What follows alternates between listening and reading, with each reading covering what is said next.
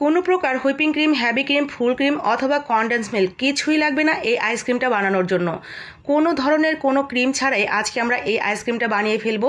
একেবারে কম খরচে অনেকটা মজার আইসক্রিম আপনিও তৈরি করে ফেলতে পারবেন আমার রেসিপিটা ফলো করলে। খেতে কিন্তু দারুণ মজার, না বানানো পর্যন্ত বোঝা যাবে না। তো চলেন রেসিপিটা দেখে নিই। রেসিপিটা দেখা মাত্রই কাজে লেগে পড়বেন। প্রথমেই 1/2 লিটার গরুর দুধ নিয়েছি, তার সাথে দিয়ে দিলাম 1/3 কাপ চিনি। আমি গরুর দুধটা ব্যবহার করেছি, আপনারা পাউডার দুধটাও গুলিয়ে নিতে পারবেন। এখন দিয়ে দিচ্ছি 1/3 কাপ পাউডার দুধ। পাউডার দুধটা আমি একটু বেশি দিয়েছি, একটু কম দিলেও প্রবলেম হবে না। পাউডার দুধটা দিয়ে ভালো করে হ্যান্ড উইক্স দিয়ে মিশিয়ে নিয়েছি। হ্যান্ড উইক্স বা কাঁটা চামচ দিয়ে ভালো করে মিশিয়ে নিতে হবে যাতে একটুও দানা দানা না থাকে। মেশানো হয়ে গেলে এক সাইডে রেখে দিচ্ছি। এখন চলে যাচ্ছি সেই কাঙ্ক্ষিত উপকরণ যেটা দিয়েই আমরা আইসক্রিমটা জমাবো। আমরা আজকে আইসক্রিম তৈরি করব আইসক্রিম পাউডার দিয়ে। এই আইসক্রিম পাউডারটার মধ্যে যতটুকু পাউডার আছে তাতে মোটামুটি 4 থেকে 5 বাটি আইসক্রিম জমানো যাবে। দাম মাত্র 75 টাকা। তাহলে চিন্তা করেন কতটা কম খরচে আজকে আমাদের আইসক্রিম হয়ে যাচ্ছে। মাত্র 75 টাকা দিয়ে 4 থেকে 5 বাটি আইসক্রিম তৈরি করে নেওয়া যাবে।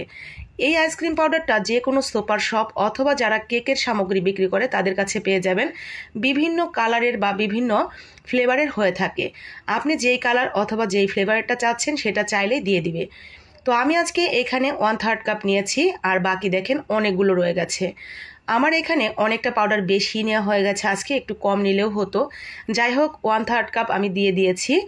তো 1/3 কাপ আইসক্রিম পাউডার নিয়ে আমরা এখানে একটু লিকুইড গরুর দুধটা মিশিয়ে নিয়ে, গরুর দুধ অথবা পাউডার দুধ যেটাই হোক একটা কিছু দিয়ে মিশিয়ে নিলেই হবে।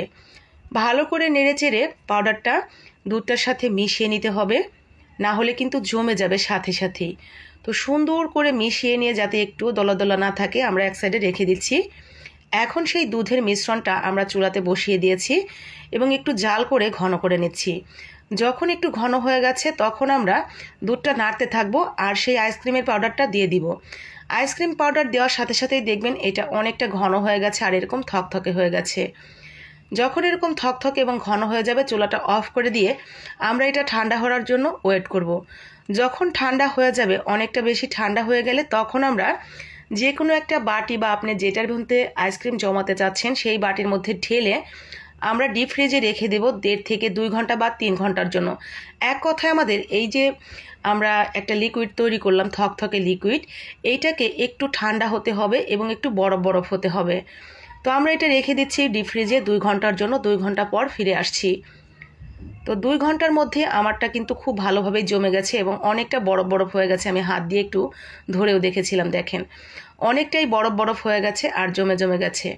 তো এখন এটা আমরা একটু ভেঙে ভেঙে নিয়ে, একটা ছুরি দিয়ে আমি একটু ভেঙে ভেঙে নিলাম, না হলে বিট করতে গেলে একটু অসুবিধা হবে। তারপর আমরা দিয়ে দিচ্ছি যেই বাটিতে আমরা বিট করব সেই বাটির মধ্যে। এখন আমরা বিটার দিয়ে বিট করে নেব। প্রথমে লো স্পিডে রেখে 2-3 মিনিট এভাবেই আমরা একটু ভেঙে নিচ্ছি। বিট করার সময় যদি মনে হয় অনেকটা বেশি ঘন লাগছে বা বিট করতে অসুবিধা হচ্ছে, তাহলে একটু লিকুইড দুধ মিশিয়ে বিট করতে হবে। তো ভেঙে নেওয়ার পর ঠিক এরকম হয়ে গেছে। আমার মনে হচ্ছে একটু বেশি ঘন ঘন মনে হচ্ছে। আমি সামান্য একটু লিকুইড গরুর দুধ অ্যাড করে দিচ্ছি।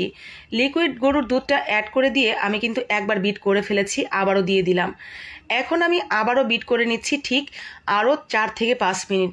বিট করতে করতে এই জিনিসটা অনেকটা কালারটা চেঞ্জ হয়ে যাবে। যতটা কালারফুল ছিল ততটা কালার থাকবে না, আর একটু হালকা হয়ে যাবে আর হালকা একটু বাড়বে। তবে হুইপিং ক্রিম বা হ্যাভি ক্রিম, ফুল ক্রিম দিয়ে বিট করলে যতটা বাড়ে এটা কিন্তু ততটা বাড়বে না। হালকা যতটুকু ছিল তার থেকে কিছুটা বাড়বে আর অনেকটা বেশি স্মুথ হয়ে যাবে এই বিট করার জন্য।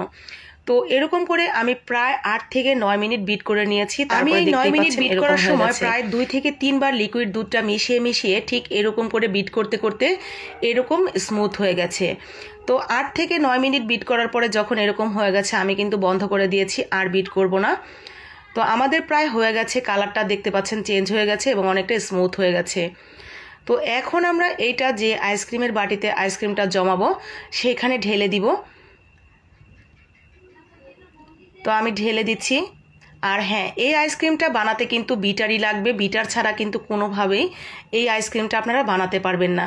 যে বিটার ছাড়া আপু কিভাবে হবে, অন্য কোনো পদ্ধতি আছে কিনা, না হবে না। কারণ এই আইসক্রিম পাউডার দিয়ে এটা যখন আমরা জমাবো এটা অনেক বেশি শক্ত এবং থকথকে হয়ে যাবে। সেইটা বিট করার জন্য আপনাকে বিটারই লাগবে। তো এখন উপর দিয়ে আমি কিছুটা বাদাম দিয়ে এটা রেখে দিব প্রায় 5 থেকে 6 ঘন্টার জন্য ডিপ ফ্রিজে। 5-6 ঘন্টা পর ফিরে আসছি। 5-6 ঘন্টা পর ঠিক এরকম হয়ে গেছে, মাশাআল্লাহ, আলহামদুলিল্লাহ। তো চলেন এখন আপনাদের একটু কেটে দেখাই এটা কতটা জমেছে বা কতটা পারফেক্ট হয়েছে। আর এই আইসক্রিমটা খেতেই বা কেমন, এটা হয়তো অনেকের প্রশ্ন থাকতে পারে। হ্যাভি ক্রিম, ফুল ক্রিম অথবা কনডেন্স মিল্ক দিয়ে যে আইসক্রিম আমরা তৈরি করি সেইটা খেতে যতটা ভালো লাগে এই আইসক্রিমের টেস্ট কিন্তু তার থেকে কোনো অংশে কম নয়, তবে টেস্টের হালকা একটু পার্থক্য তো অবশ্যই আছে। তো একদিন বানিয়ে দেখেন আপনার কাছে ভালো লাগে কিনা। ভালো লাগলে লাইক কমেন্ট শেয়ার করে দিবেন বাকি আপু ভাইয়াদের জন্য। আসসালামু আলাইকুম।